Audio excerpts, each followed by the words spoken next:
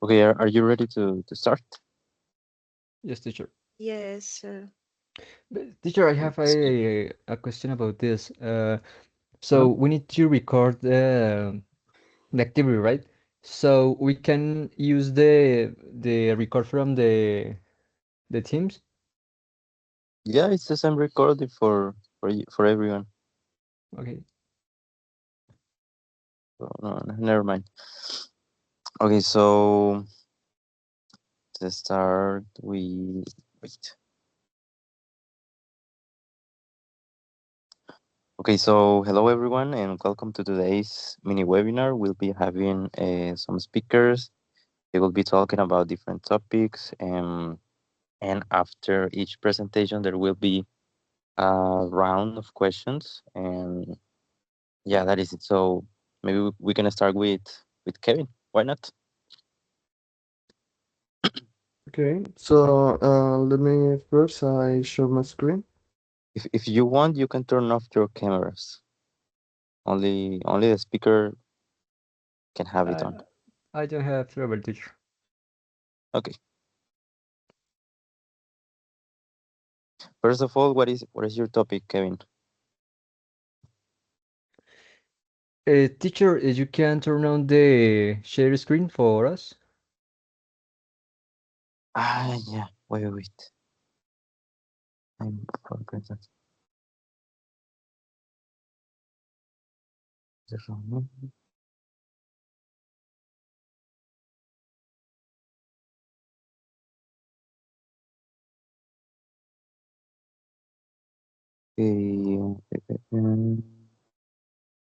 Listo. It's done.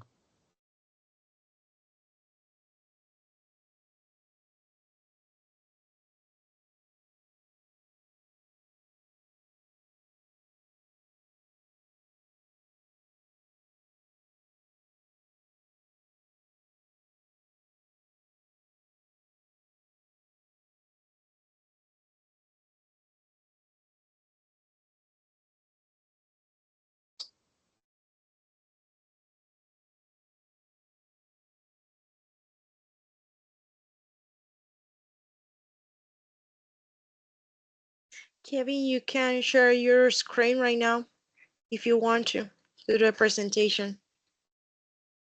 Yeah, it is on. Turn on your microphone.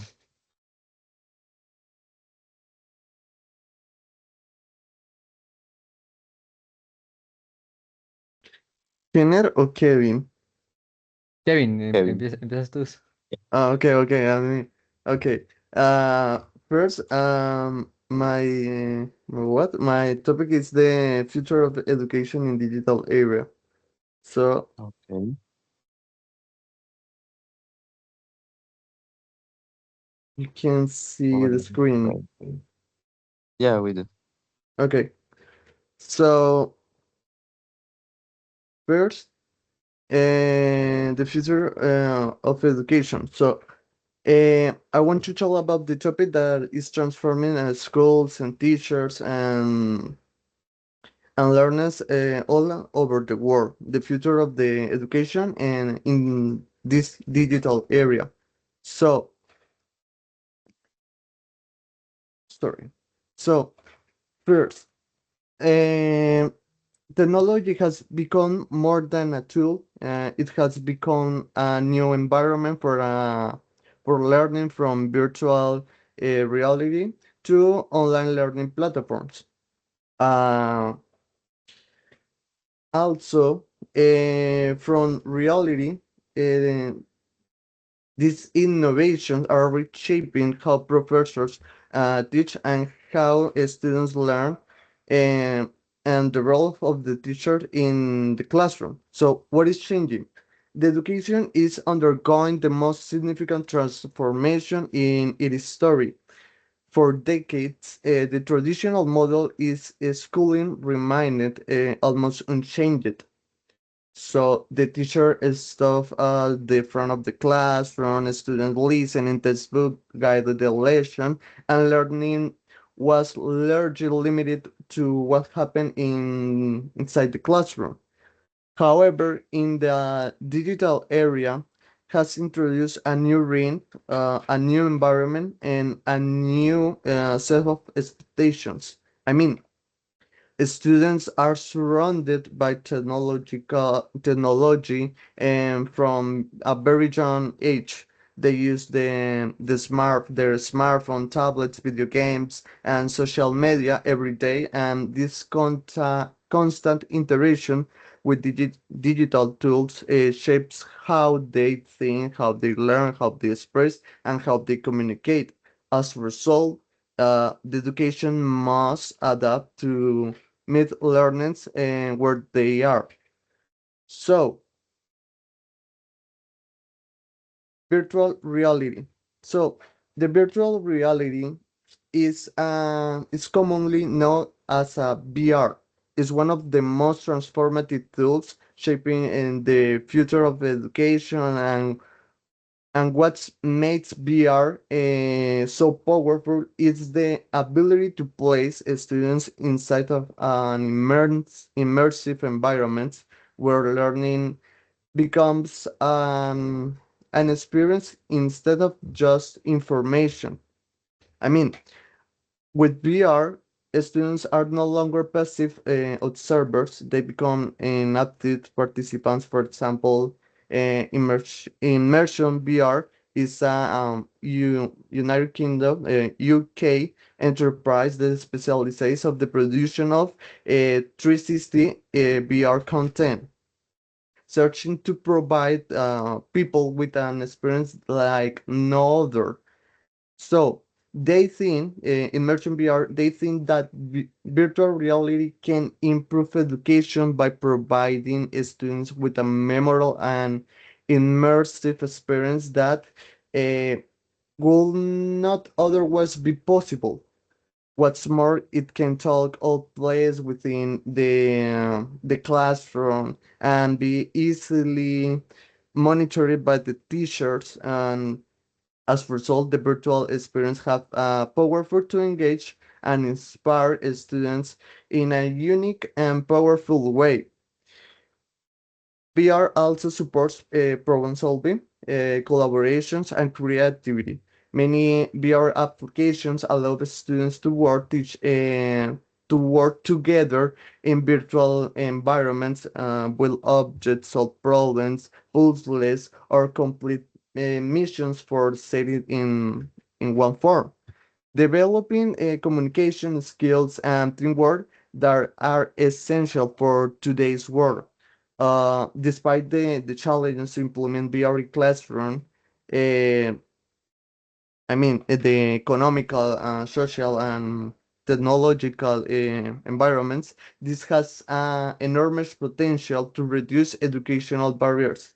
Students in rural areas can, or in low resource context, can experience many things that they cannot experience in a rural area or in a low resource area. So the next is, here's a video of enterprise in merchant VR when they are putting Roma in Roma. Uh, oh, so we can see in this video like the enterprise. Yes, I can see it. Yes. Ah, but it's important to listen the audio or no, partner? Mm, never mind the audio. I Okay. think it's the image is the part of the important for this.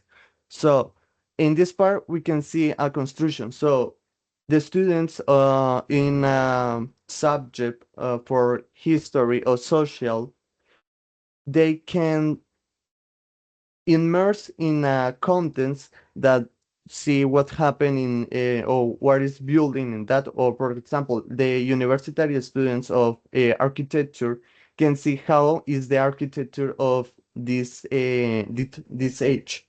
So this is one of the most powerful tools and uh, a bench that has VR virtually in schools.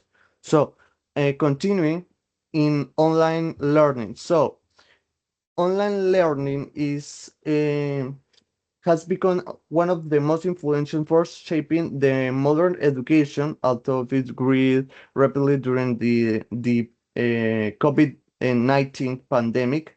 It has continued evolving and is now a permanent part of how students learn and how the students uh, communicate.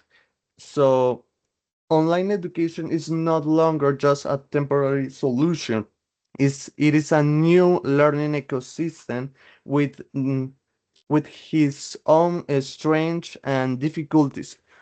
So, for example, one of the most significant opportunities is the flexibility.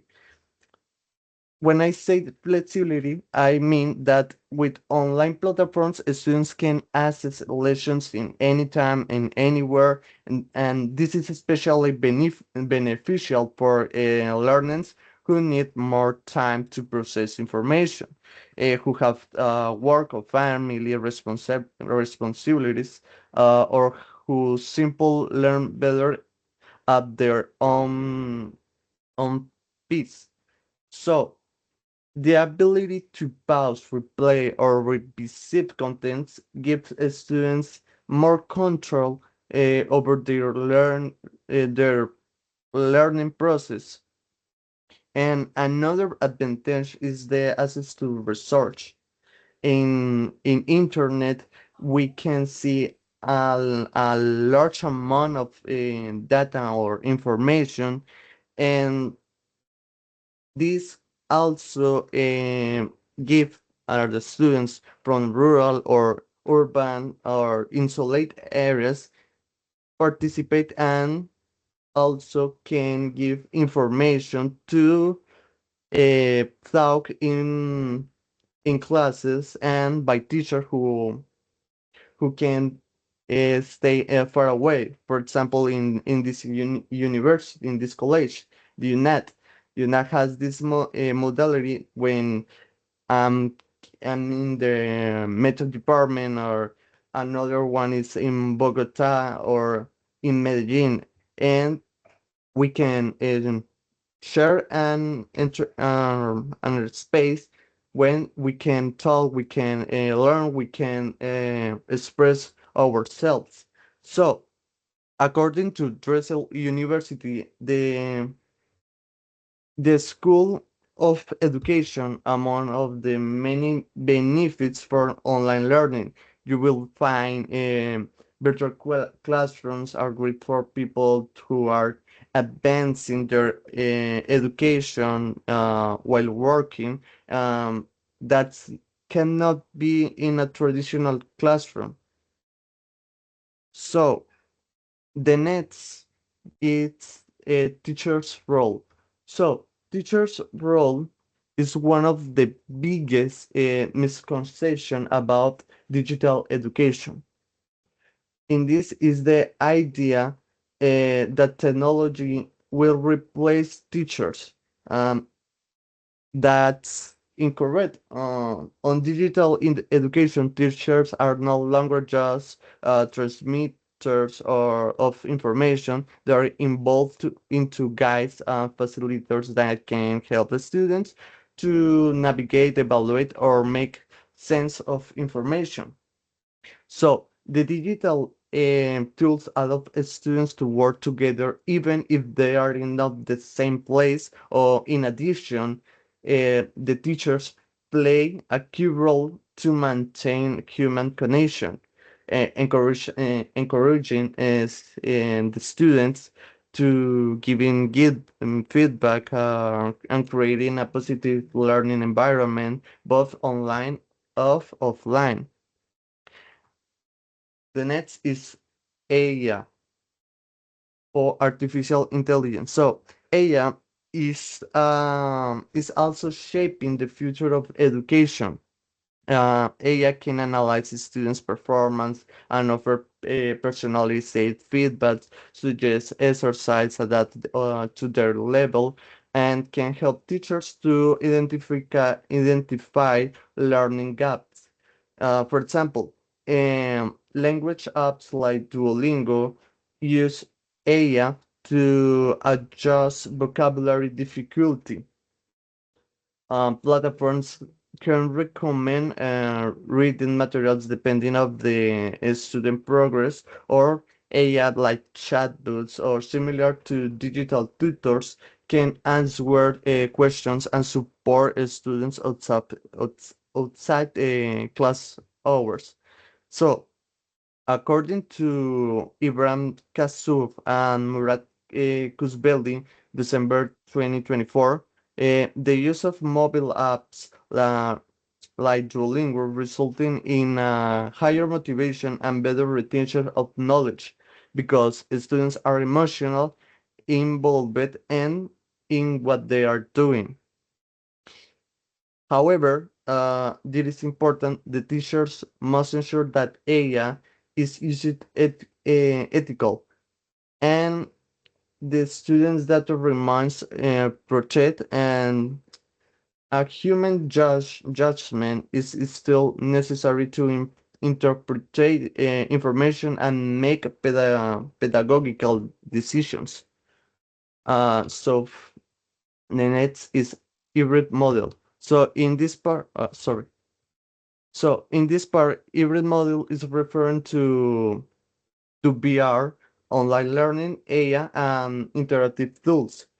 Uh, it becomes clear the future will likely be hybrid. I mean, the face-to-face interaction where humans connection and collaborations in a creative thrift, and this approach can transform the classroom into a space for discussions, problem solving, and hands-on activities, while digital platforms provide practice, reinforcement, and exploration beyond the classroom.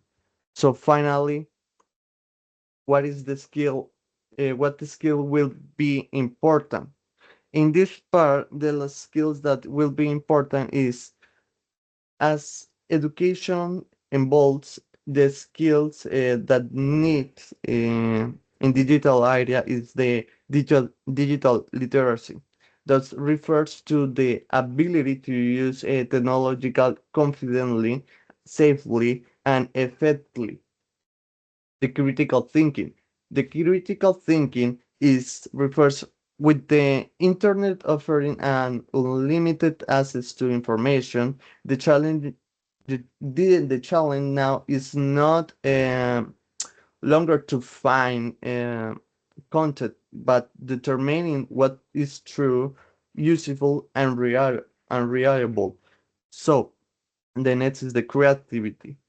The creativity is not only about the ability to generate new ideas.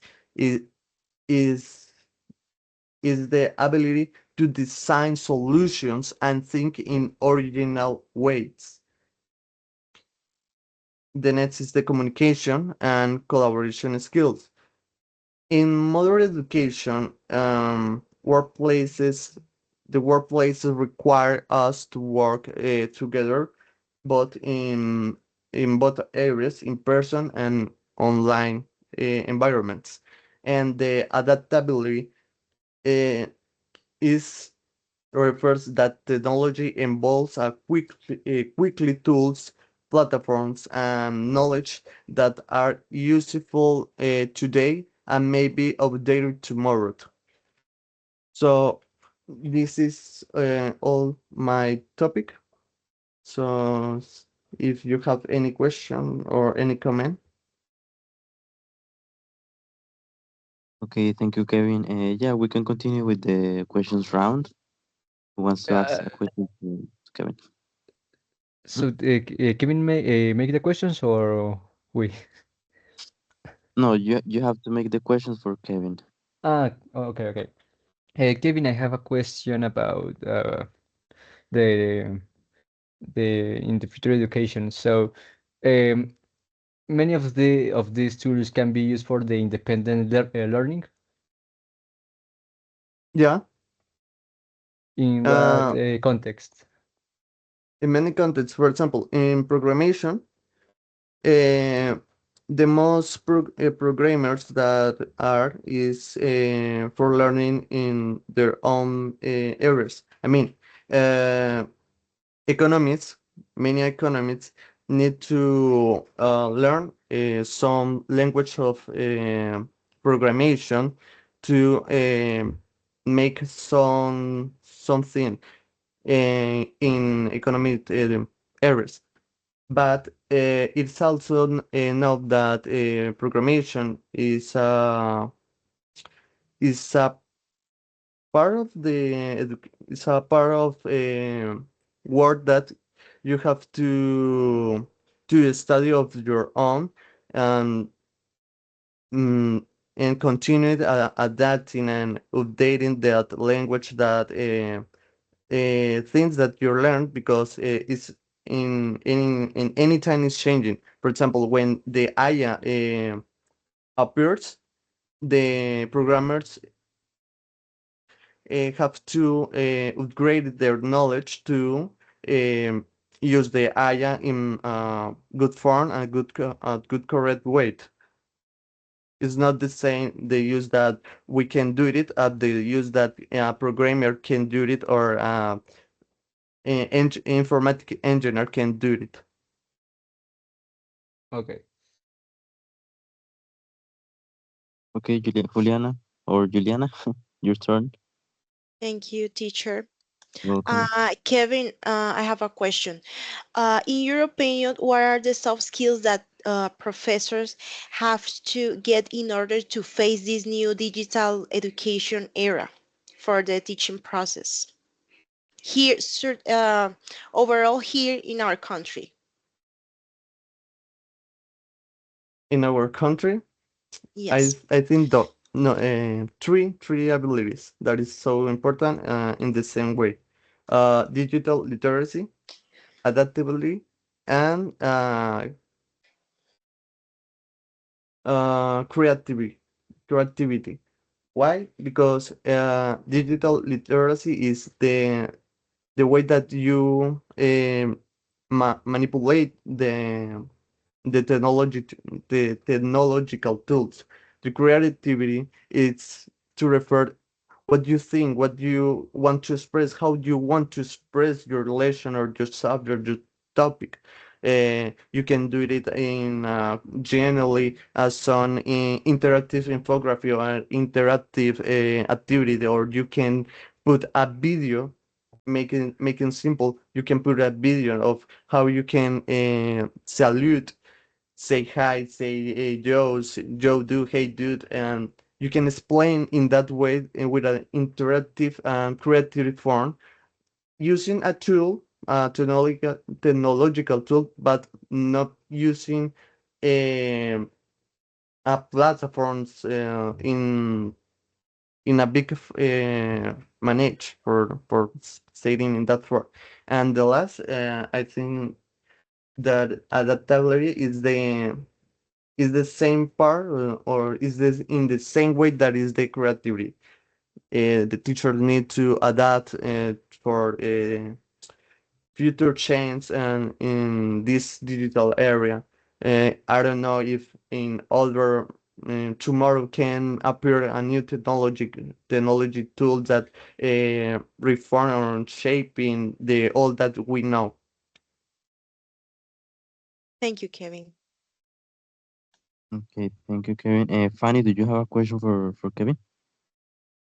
Yes, yes, Okay, Kevin. go ahead. My question is, which change in future education do you think will be the most important for students and teachers?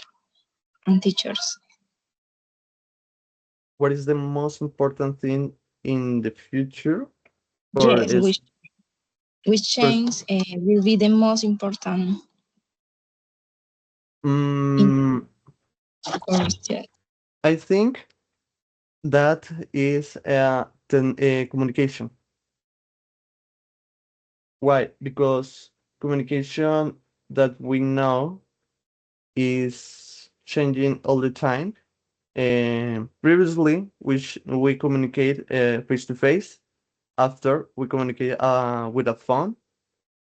Now we communicate in digital platforms like Teams, Skype, Discord, or and others.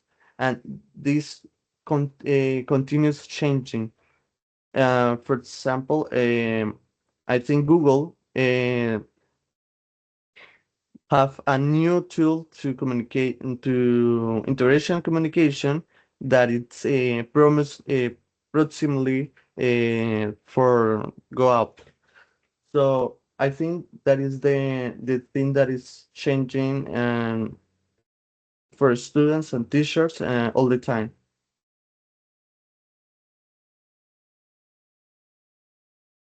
Okay, thank you, Kevin.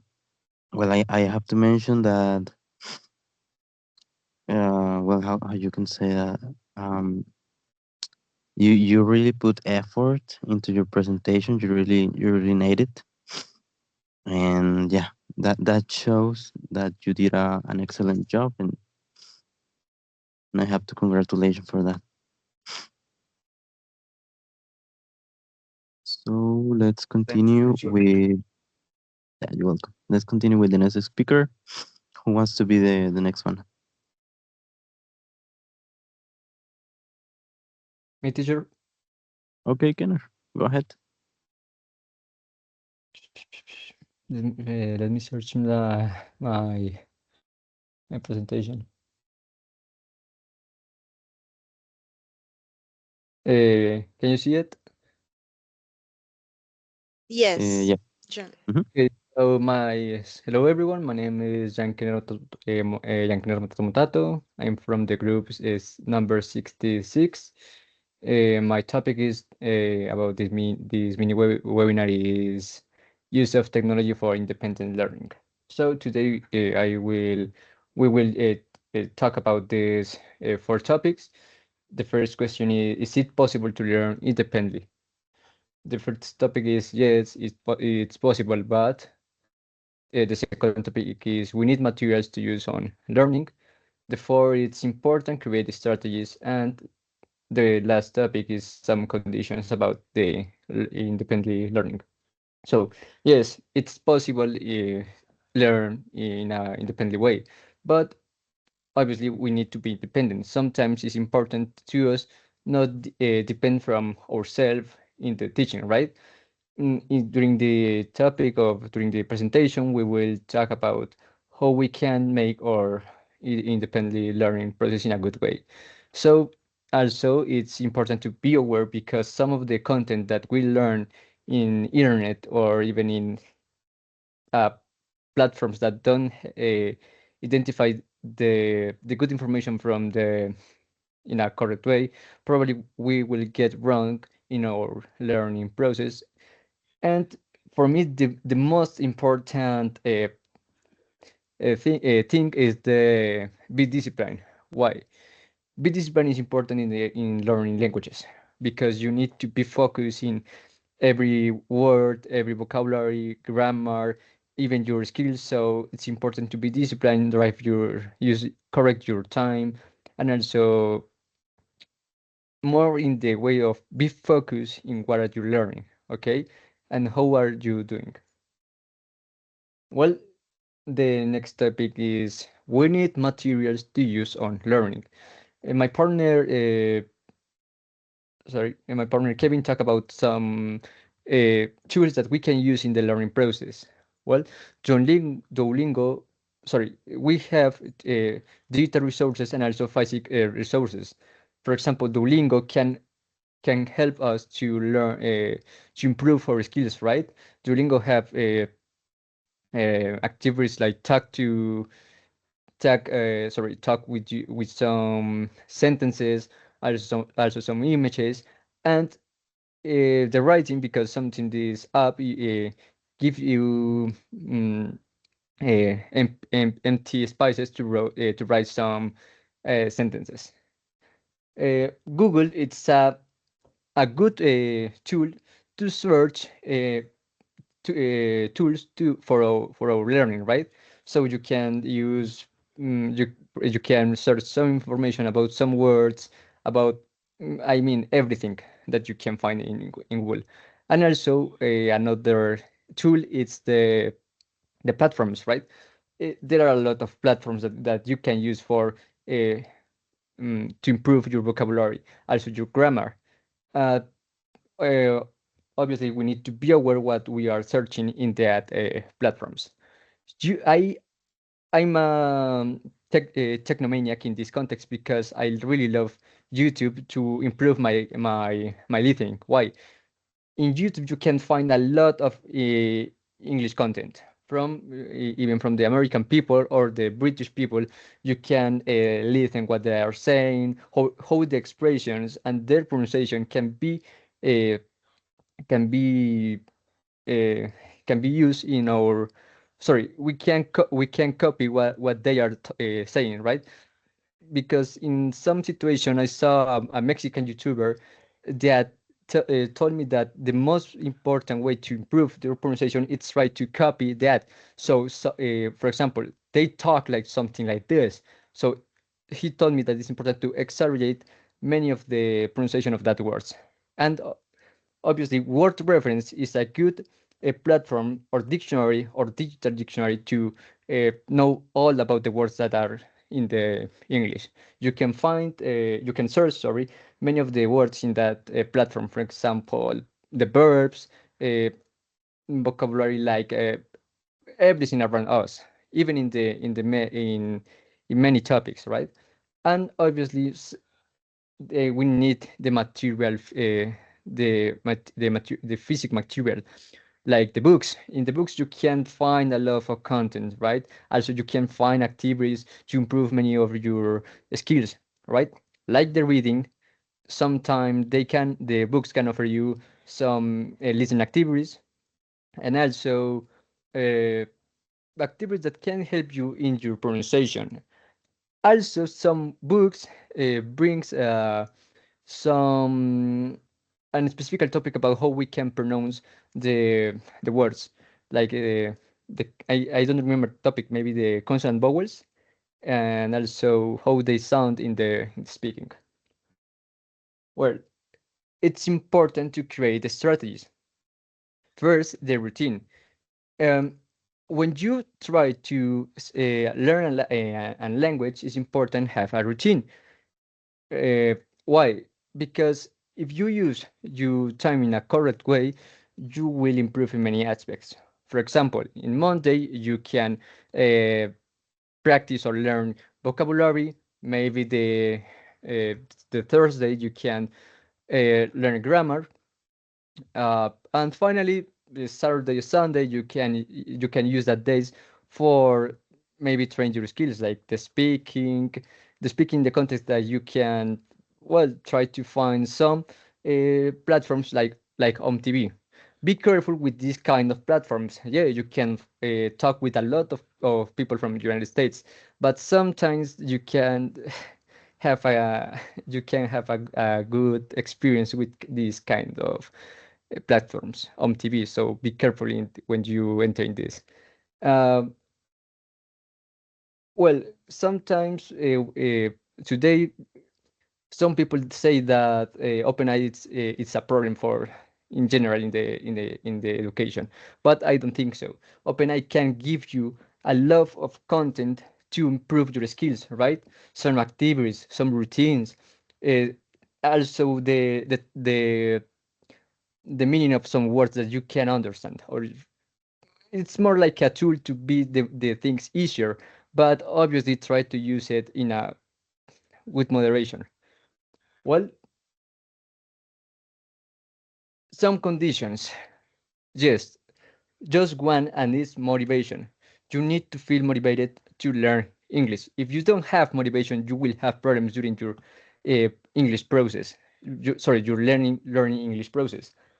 Because motivation, I think it's so important because not every people can or want to learn English. In my case, I want to I have the motivation to improve my English language. Why? Because in some situation with an English is an American citizen, he start to talk me in English, and I say, "Oh, I don't understand anything what this man is saying." So my motivation about how to learn English, it was improve all of my skills and also take that experience to feel me motivated and improve my English level. Um, Now it's your turn. Propose some ideas about this topic because yeah, you can see a lot of strategies, materials, but I want to listen you. What can you offer for your English your English learning process?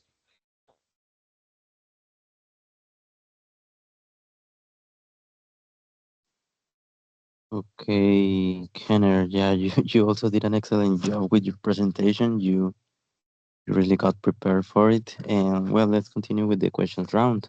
Who wants to ask a question to Kenner? Uh, It's a very interesting topic. Me, teacher. Uh, Okay, go ahead. Kenner, I have a question. In addition of YouTube, Duolingo, Google, and other platforms, from your experience, can you recommend other applications to improve and develop the linguistic skills, not only for English learning, but also for all the foreign languages? For look, I will be honest with you. Probably, I when I talk about Duolingo is because it's the most known application. But I really don't know specifically about the another platforms. But you can use ChatGPT for search and other tools. Because I have the belief that ChatGPT is our friend in that context in the learning. So you can use it that tool to find another platforms. Thank you so much, Kenner. Okay, what about Kevin and Fanny? You have questions for Kenner? Don't be fair, ask. Don't worry. Sorry, my internet is full and I reconnect. So, one part I lost. So, my question is, in your experience, which independent learning techniques do you think are the most effectively? Why? Well, I have a theory about a method, right? So I want to try it in another language, right? Because in English I know I keep practice with my perception. So if you want to, in my case, if I want to learn another language, I will use this method. First, try to learn vocabulary because with the vocabulary you will do everything. Next, practice grammar. With the grammar, you will know how is the structure of many words or even the paragraph. Next, uh, improve your skills, right? Use tools or use materials to improve your skills, like the speaking. Use on TV or try to record yourself and compare what are you doing. And also find books, digital books or physical books, obviously in English. Try to improve your reading, and after try your reading. Finally, the listening. Obviously, the listening is it's a partner from the speaking. So mix them and in the speaking platforms. Obviously, listening the people from United States, Australia, England, and that. Thank you. Okay. And what about Fanny? Do you have a question for Kenner? Yes, teacher. Kenner, you have an excellent command of English. Is awesome. My question is, in your experience or in your opinion, what is the most challenging aspect of the independent learning? Oh, is a challenge. I think that in the first steps, right? When you start to learn English in a dependent way, probably you will feel, oh, I don't know how where I can start, right? That is the first challenge. So in my case, I always and today I have problem with the pronunciation of some words. The idea because obviously the first steps are hard.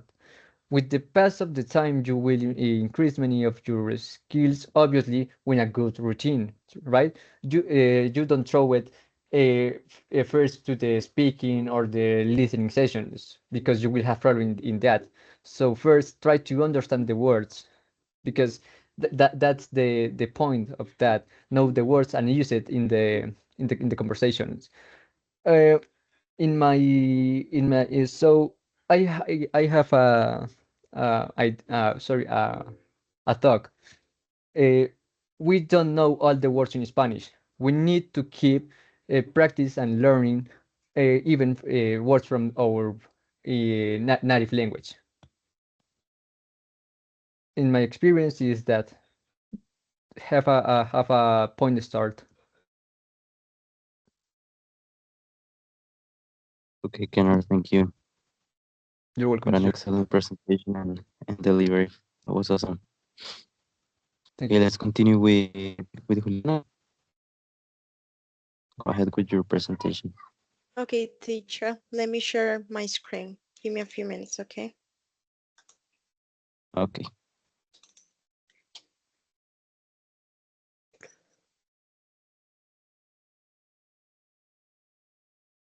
Okay, can you see my screen right now? Yeah, Yes. we do. Yeah. Thank you so much. Well, first of all, good afternoon to everyone. The subject that I chose for this presentation was the importance of mental health. My name is Juliana Lisset de Luque Figueroa. I'm a student at seventh semester of the bachelor's degree in foreign languages with an emphasis of English. So today I want to manage this topic because it is really important in this moment in the global scenario. And although this subject has been overlooked and stigmatized during many years, some global developments and scientific research has demonstrated that the mental health it is essential to human functioning and social stability. So through this presentation, I want to go a little bit deeper about the definition of mental health, how people and communities can prevent mental disorders, and how to recognize a mental disorder, and how the communities can prevent all the difficult situations around this subject. Okay, so I I'm so sorry, teacher. I don't know what's happening. Okay. So the first question that we need to answer here is, what is mental health? What is the definition of mental health? So mental health is considered as the emotional well-being, how human being processes and perceive the information from external resources, and how we can regulate emotions to deal with all the difficult and simple situations in our lives. Okay, is the state of social well-being. It's about our ability to interact with our environments and maintain good relationships, not simple relationships, but significantly relationships with other people. Okay. And finally, is the state of psychological balance. It's how human beings can cope with stress, distress, and difficult situations, and how we can to contribute meaningfully to society through this process of coping with difficult situations. Okay, so this sentence is really important in order to remark the essence of mental health definition. Mental health is dynamic. It's not just the absence of disorders. Maybe it's the fluctuation between external pressures and internal resources. How to handle the external pressures with the internal pressure, the internal resources that we have as individuals. Okay.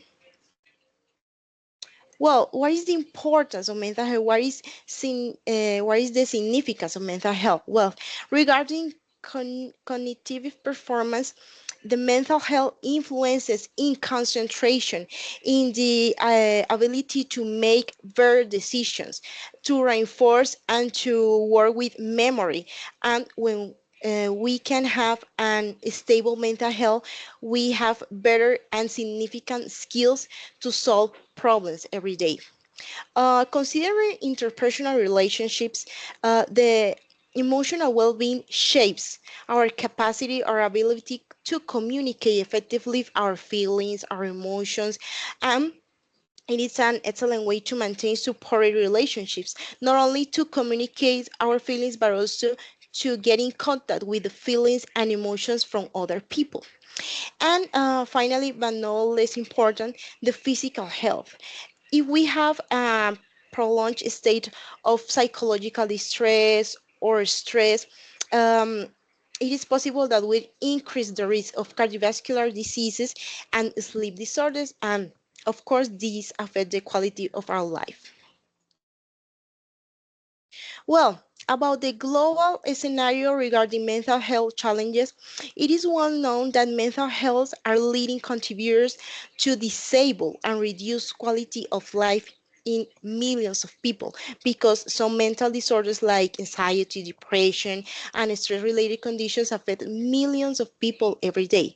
So, despite this prevalence, that is less than the reality, issues of mental health disorders are underreported due to the stigma because people doesn't have enough education about this subject, the limited awareness not only by people but also by the health system, or lack of access to care because maybe the health system doesn't take this subject as the importance that we have to take it. Okay, so this iceberg illustrates how some aspects regarding mental health challenges are important and others are underestimated. Okay, the first two aspects that those are visible symptoms and reported diagnosis are the common aspects that we handle in society every day. You know, some people know about the signs and symptoms about mental disorders, but most people underestimate the symptoms and get a relation with other corporal diseases. And the reported diagnosis are from those cases that have the luck to be identified or recognized by expert people in the subject. The other three aspects, as underreporting factors, systemic barriers, and policy integration needs, must be, I don't know, to handle with health system and to take into account for the collectivity, for social collectivity, in order to contribute to improve the mental health, the general mental health of people around the world. Okay. So, regarding this global situation, it is necessary to know, to identify, and to recognize what the signs or symptoms of mental disorders are, because recognizing early indicators of mental distress is fundamental, is essential for timely intervention. Okay, the first sign that we have to keep in mind is the persistent worry. So people are constantly fear of a future that they don't know, with constant tension or anxiety about things that maybe never happen. We don't have the certitude if these situations are going to happen in some time. Sleep disorders. It is difficult to get asleep. It is difficult to maintain the sleep processes. Loss of interest. People lose the interest in the things that we usually are interested to. For example, work, academic activities, hobbies, those kind of activities, because there's a lack of motivation in activities once enjoyed.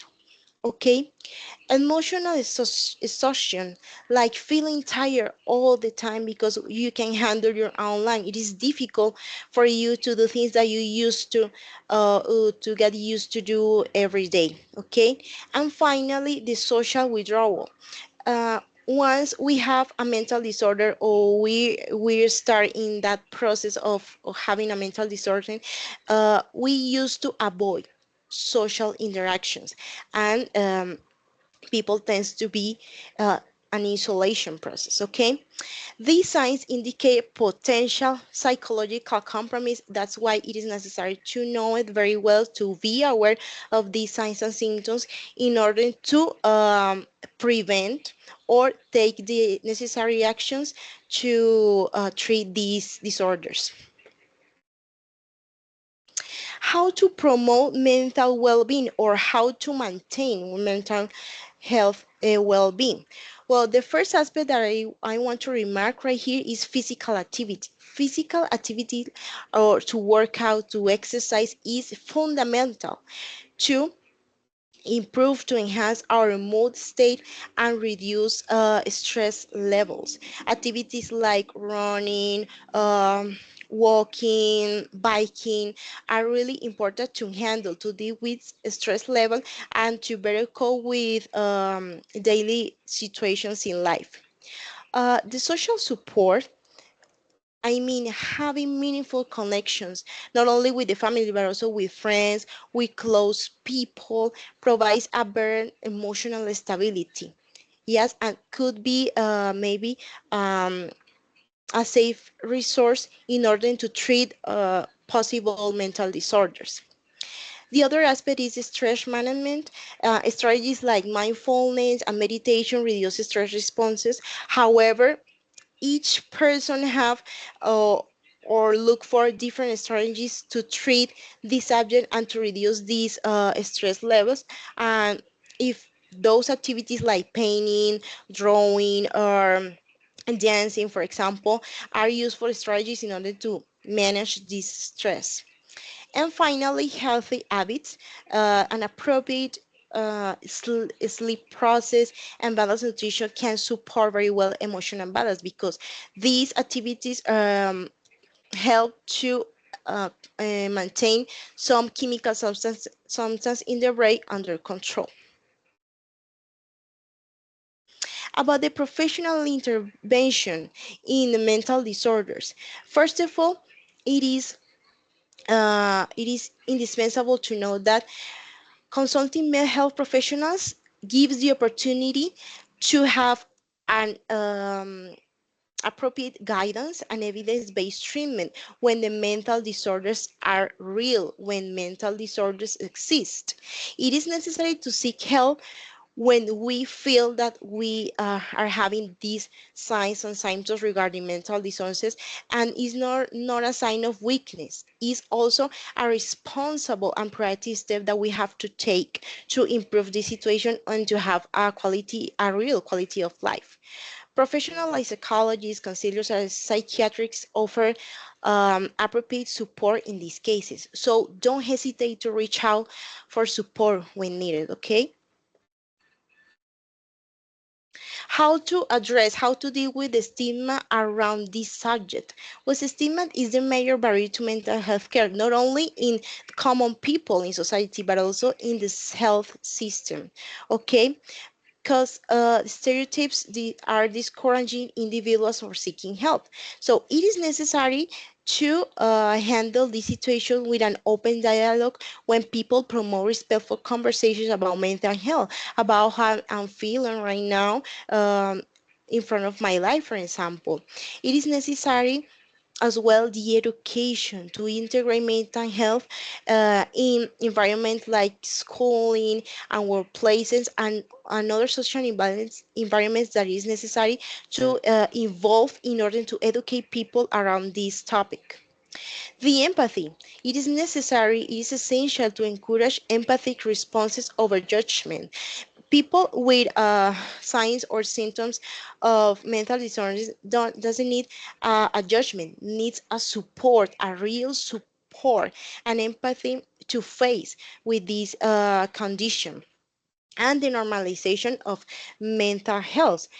It is necessary to remark that mental health concerns are common and treatable, and it can be real for everybody. Everybody can present signs and symptoms of a mental disorder, and that's not severe. That can have a treatment, and we can, of course, improve this condition. Okay. Um, these aspects are considered in order to build resilient communities in front of mental disorders. How we as a community can handle and improve of emotional well-being in people. So the first of all is to be aware of aspects that involve mental health, um, and the education to other people about what mental health involves. Okay. The reduction of the stigma, it is necessary to talk about the topic. It is necessary to be aware of the topic. It is necessary that our close friends, family, are aware of these subjects and to normalize this subject in all the collectivities. The early intervention, it is important to recognize signs and symptoms, how to handle these signs and symptoms, or how it is necessary to go to a health facility or a hospital in order to manage a mental disorder, okay? And how to access to care, how uh, people can access to a psychologist, a psychiatrist, okay? A society that normalizes conversation about mental well-being creates safer and more supportive environments for individuals, fostering or promoting resilience and collective progress. Well, the main conclusion that I have from this presentation is that mental health, the emotional well-being is central. It is essential. It is important to maintain the quality of life, to overall well-being and human development, and this influence substantially in cognitive function, social relationships, and physical health. Okay, by recognizing its importance, we are encouraging the early intervention of mental disorders, we are effectively reducing stigma, and we can contribute to healthier, more resilient people and communities. So here I have the references that I use for this presentation, and thank you so much for your attention. Okay, Juliana, thank you. You have a really good pronunciation, and I have Thank you. to mention that. Thank you, And teacher. yeah, you really prepared your topic. So let's continue with the questions. Hi, teacher. Okay, go ahead. Yes. Juliana or Juliana. Juliana, it's better for me. Okay. Okay, Juliana. Juliana. How can students or teachers manage stress or anxiety or mental health if they don't have much time to do free activities or hobbies? Yes, of course. First of all, Fanny, I think it is necessary to recognize that we have to get organized our life in every sense. It is really important to have on a schedule or our activities in order to, first of all, accomplish all our goals or our activities. And then we can have time to handle these mental health. For example, if I know that I have to do as many academic activities as the university propose, it is necessary that I organize my time, my schedule, to have at least a little time to take a rest. Okay, to have a hobby. For example, in my experience, I try to go to the gym every day at least 1 hour, because for me it's essential to have my mental health under control. So first of all, in my opinion, it is necessary to organize, to have order in our lives in order to get time to do other activities that reinforce our mental health.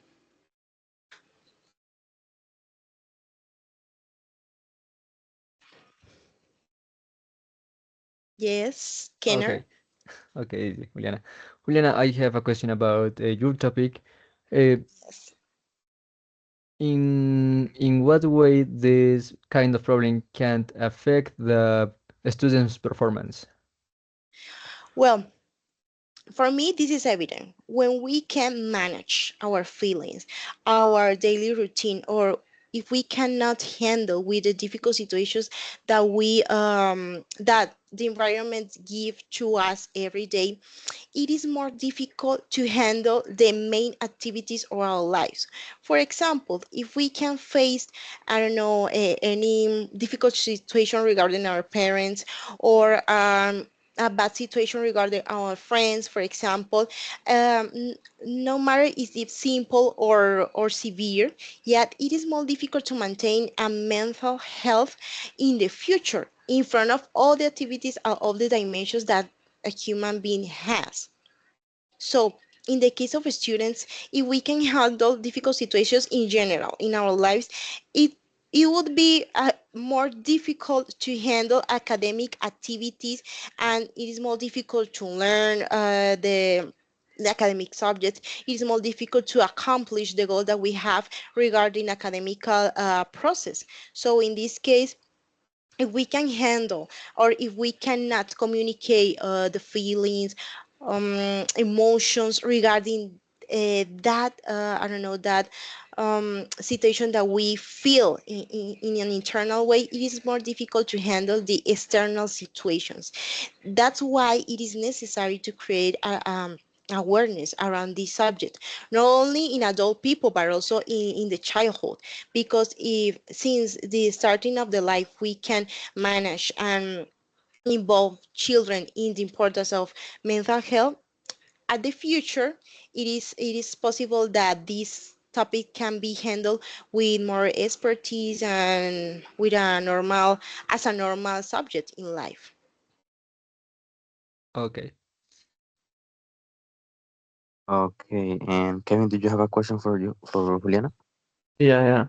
Uh, Okay. Juliana, Yes. do you think that the mental health is being considered in Colombian educational system? Yes, I totally agree with that statement. Actually, I think this must be included as a course, as a dimension that needs to be in all of the steps of the living cycle. For example, not only in adult academic grades, but also in the childhood, as I have already said.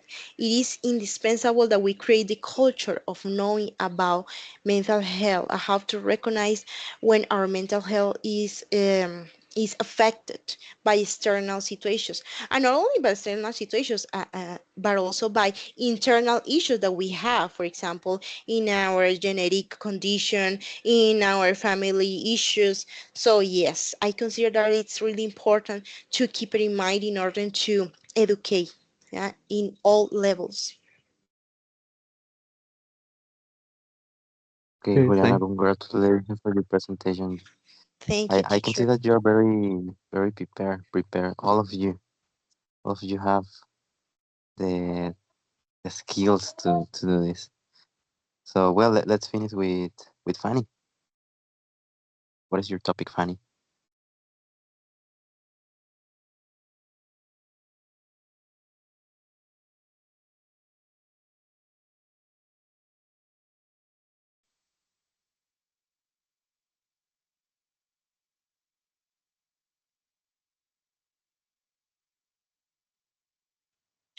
Okay, good afternoon.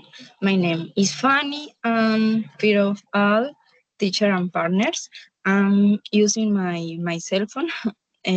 So the slides maybe not look good because my computer is broken, is very slow, and I don't can use, but I can try and be a good Yeah, no presentation. worries.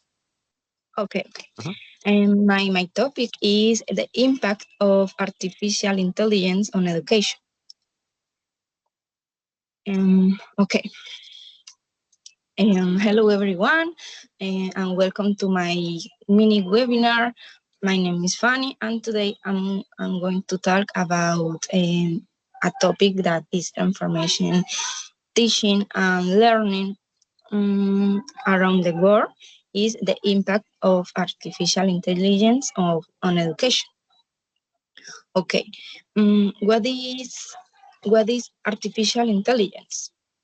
Um, To begin, let's define artificial intelligence. Yes, AI refers to computer systems that can perform tasks that usually require human intelligence, such as recognizing languages, analyzing data, solving problems, or making predictions. Some examples include chatbots, translation tools, adaptive learning platforms, and automate feedback systems. These tools are becoming more common in schools and universities. Okay, AI support for teachers.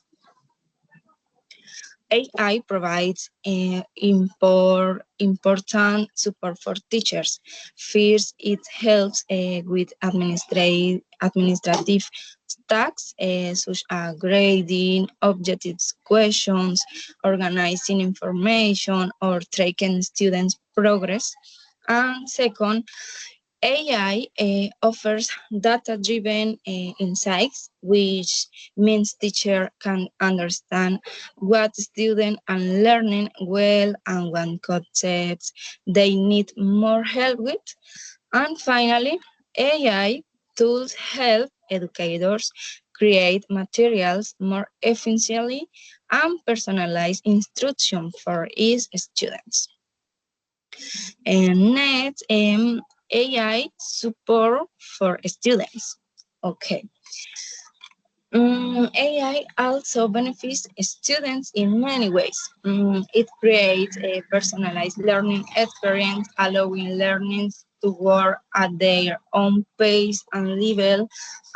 AI gives immediate feedback, helping students correct mistakes quickly, and it also supports students with reading or writing difficulties through tools like speech to text translations or Git practice. Um, Interactive videos, simulations, and games make learning more engaging and enjoyable for students. Um, Risks and challenge of AI in education. Okay, however, AI also presents important challenge that must be considered. One major risk is overdependence technology, which may reduce student critical thinking skills. Another challenge is the possibility of receiving inaccurate or incorrect information, since AI tool can make mistakes. Um, there are also concerns about privacy because many platforms collect student data, and this is a risk. Also, ethical issues because such as plagiarism or misuse of AI generate content can affect academic integrity. In addition, not all students have equal access to device or internet, which can widen the digital divide. Finally, many educators still lack training in how to use AI effectively in the classroom. The changing role of educators. Because of this change, the role of the teacher is also evolving. Educators become guides who designs meaning learnings, monitor progress, and teach students how to use technology responsibly. Teachers also provide emotional support, motivation, and human connection, things AI can never replace. In other words, technology enhances education, but teachers remain essential. In conclusion, AI is transforming education. It changed the future of education. It brings powerful benefits such as personalization, accessibility, and effective. At the same time, it introduced challenges related to ethics, privacy, and responsible use.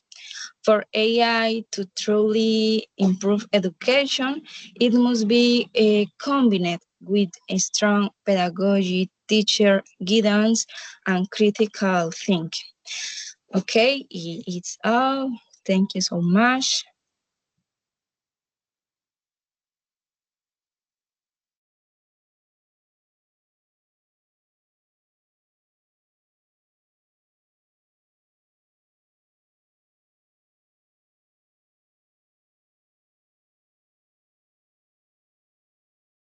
Did you finish, Fanny? Just to try finish. Thank you Okay, so let much. me with the questions. Welcome.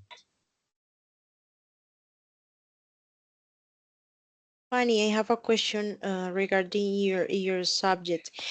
How well, as far as you're concerned, how can teachers, professors, or in general the educational uh, I don't know experts to control the issue that some students use AI not for learning in real time, but for accomplishing with academic activities without learning in real time.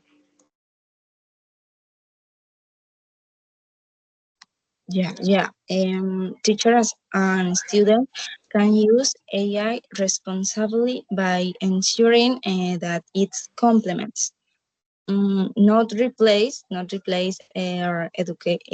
independent education or teaching education or traditional education, but it's a complement.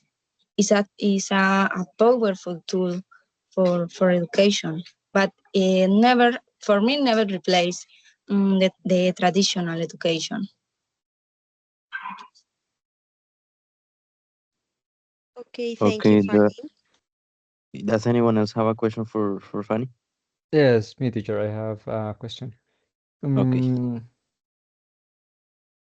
Um, Funny, mm, what kind of resources, elements, or even any any tool that AI can offer us?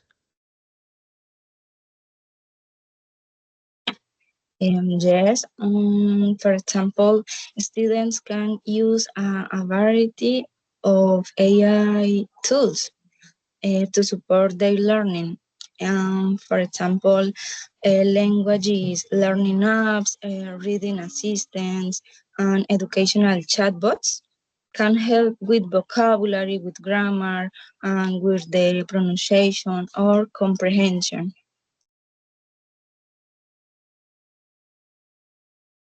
Okay, Fanny and Kevin, do you have a question? Yeah.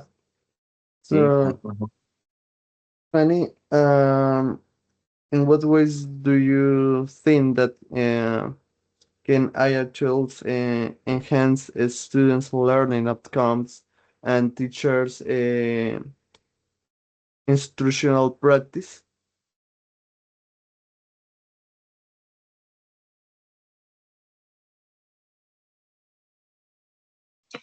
Okay, Kevin.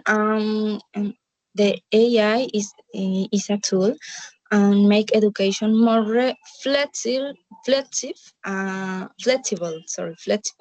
and personalized. Students will have more opportunities to learn at their own at their own pace and access digital resources from anywhere. And teachers may spend less time on repetitive tasks and more time support students individually, maybe.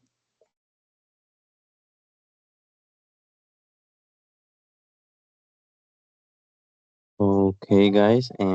Well, thank you, Fanny, for your presentation. And well, before we finish, I just want to say congratulations to all of you. You did an excellent job today because your participation, your energy, and your effort really stood out. And I'm proud of what you did. And well, I hope that you keep going, keep learning, and well, that is it for today. Thank you for being part of this session. Hey, teacher, I have a question. What is So your question? when you finish the record, it will be safe in the chat information, right? Yeah, it will be saved in some minutes, in a few minutes. Okay, teacher. Thank you. Thank you. Okay, do you have any questions? At the moment, no, teacher. No, I think that's all. That's all for me. Okay, No, no worries. teacher. Thank you. Okay, thank you for attending today and have a good day. Have a good afternoon. Teacher, Same to you, partners, teacher. have a good day and continue Bye with bye. that task. Likewise, guys. See you around. Okay. See ya. Bye bye. Bye.